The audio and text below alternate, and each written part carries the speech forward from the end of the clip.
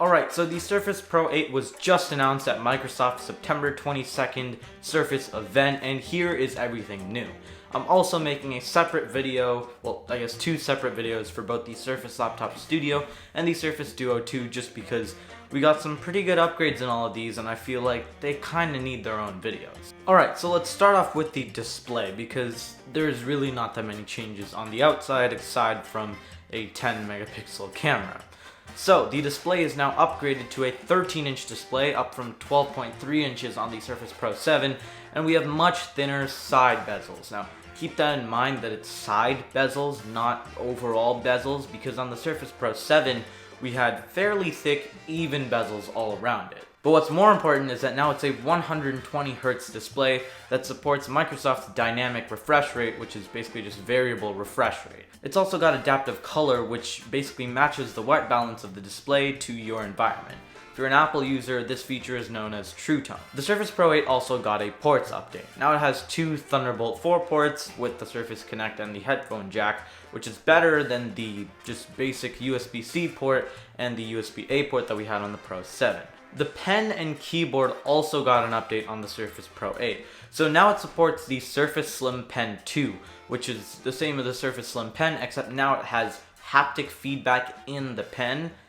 I think it's time to make an Apple Pencil 3 with haptic feedback. I think that'll definitely do really well. And also, since the Surface Pro 8's display is 120Hz, that means that combined with the Surface Slim Pen 2, it has a lot less latency. And the keyboard now also has a slot for the Surface Slim Pen 2 to be stored and charged. I feel like the Surface Pro 8 is a lot like the Surface Pro X from a couple years ago when they finally announced it. You know, it's very similar. It's got the thin bezel, it's got like the keyboard with the Surface Slim Pen, pretty much everything. Except it's a bit better because it doesn't have a horrible chip inside. Microsoft is also claiming 16 hours of battery life on the Pro 8, up from 10.5 on the Pro 7. Now, battery life claims, as we all know, devices usually don't live up to them. That is aside from the M1 Max. But they're claiming 5.5 hours more battery life than the previous model, so I think there is definitely some more battery life here. I'd expect maybe 10 to 13 hours.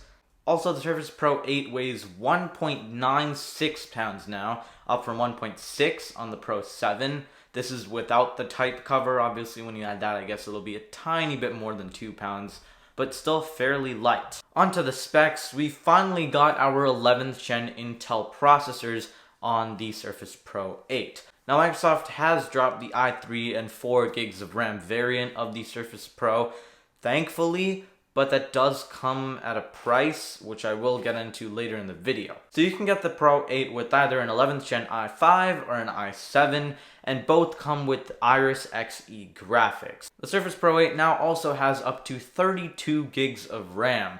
I wonder who needs 32 gigs of RAM on basically a tablet, but if that's your jam, then that option is available. Now, there is also LTE support, another Surface Pro X feature, but the LTE does come with a bit of a drawback, and that's that you can only get it with either 128 or 256 gigs of storage.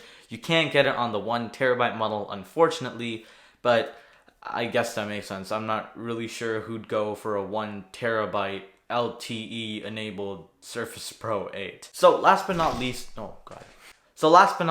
the price. It now starts at $10.99 US. That is kind of expensive, I have to say. I think the previous Surface Pro started at $7.50 US, so this is a huge jump.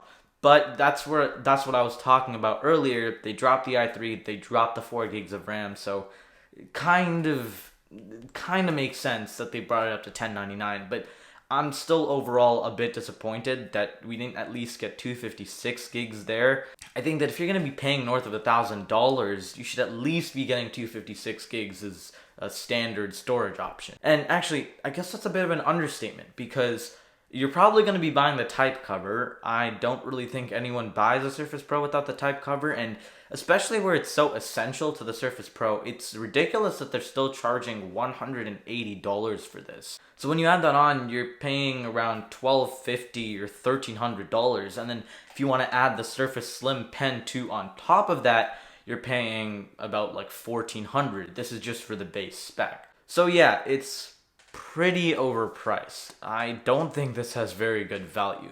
I think that if they even just added 256 gigs as a base storage option, that would have at least made a bit more sense. That would have at least added some value to this. The Surface Pro 8 is available to pre-order, well, right after the announcement, so by the time you're watching this, you can head over and you can pre-order it right from their site.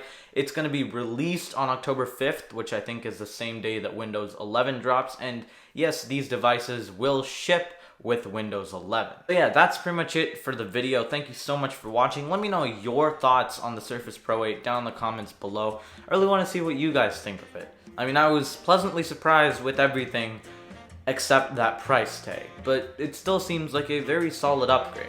Anyways, thank you so much for watching. Thank you so much for being here, but that's pretty much it for me.